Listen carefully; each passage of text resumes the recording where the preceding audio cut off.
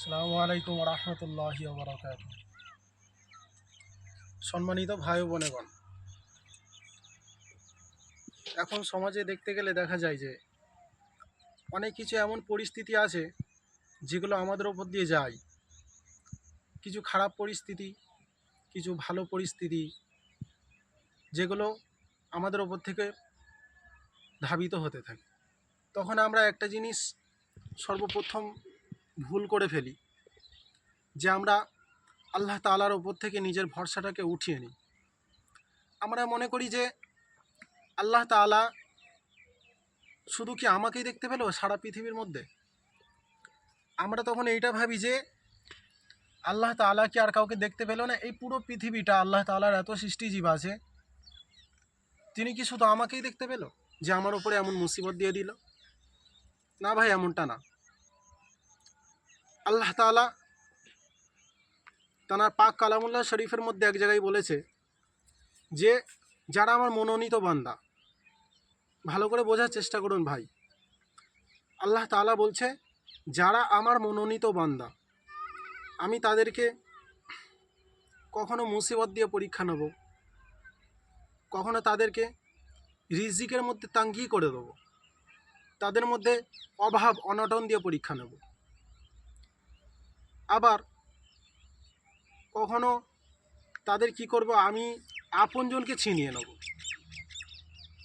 আমাদের আপনজন বলতে গেলে দেখা যায় আমার আব্বু, আমাদের আম্মু, এছাড়াও আমাদের আত্মীয় স্বজন, পাড়া প্রতিবেশী, বিবি, বাচ্চা, সন্তান, সন্তনি, এদেরকে অসুস্থ করে দেব, এদেরকে আল্লাহ তাআলার ডাকে সাড়া দিয়ে চলে যাওয়া। তো এই সমস্ত জিনিস আমাদের ওপর থেকে যায়।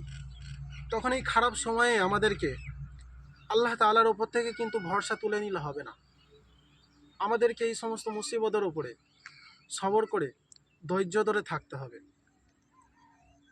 মুহতারামুল হাজিরিন, সম্মানিত ভাই বোনেগণ, এই ধৈর্য এমনই একটা জিনিস যে গাছের চারিদিকে কাঁটা, তার ডালপালায়, শাখা পোশাকায়, পাতা লতায়, সমস্ত জায়গায় কাঁটা, কিন্তু এই ফলটা খুবই বড় সুস্বাদু, খুবই বড়ই লজিজ, মিষ্টি।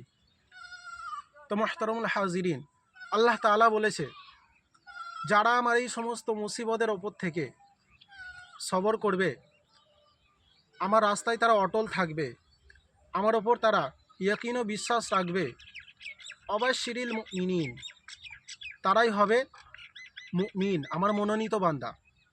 তাদের জন্য আমি কি করেছি?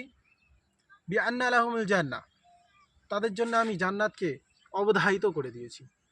তো মুহতারামুল হাজিরিন, এই ছোট্ট জিনিসের দ্বারা একটা জিনিস বোঝা যায় যে আমাদের মধ্যে থেকে ভালো সময় যাবে, খারাপ সময় যাবে, কিন্তু এই জিনিসের মধ্যে থেকে আমাদেরকে আল্লাহ তাআলার প্রতি নারাজ হলে চলবে না।